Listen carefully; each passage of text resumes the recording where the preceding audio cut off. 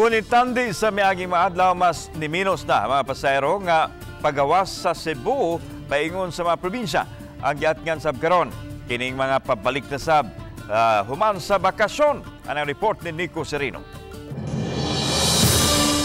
Kung itandi niya itong weekend, di na kaayo daghan ang mga departing passengers sa Pantalan. Doon na pahinoy mi biyahe o regular man sab gihapon ang schedule sa mga barko apan di na kaayo daghan ang mga tao. Sa dato sa Cebu Ports Authority, kagahapon November 1, doon ay kapin sa 15,000 ka mga departing passengers o ang pagawas sa Sugbo ug 19,000 ang arriving o padunggo sa ato. Kining gidaghanuna, menos ra kaayo itandi sa kapin 70,000 ka mga pasahero sudlang sa usa ka adlaw niadtong Sabado ug Domingo sa pagsugod sa long weekend ug nag-angat ang eleksyon ug kalag-kalag. Samtang padayon usab ang pagpang-abot-abot sa mga pasahero nga miagi sa Pantalan sa Sugbo.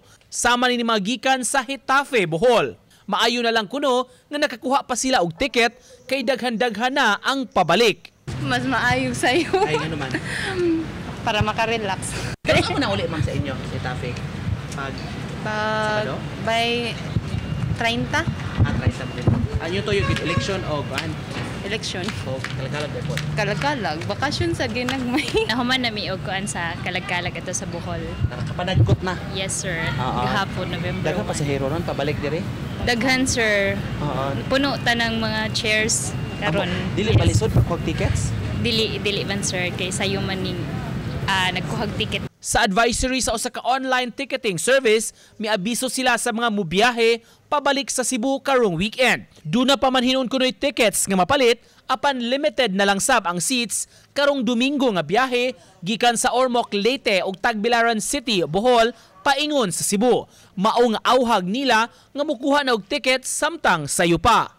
Uban ni Godfrey Relien, Nico Sereno, Balitang Bisdak.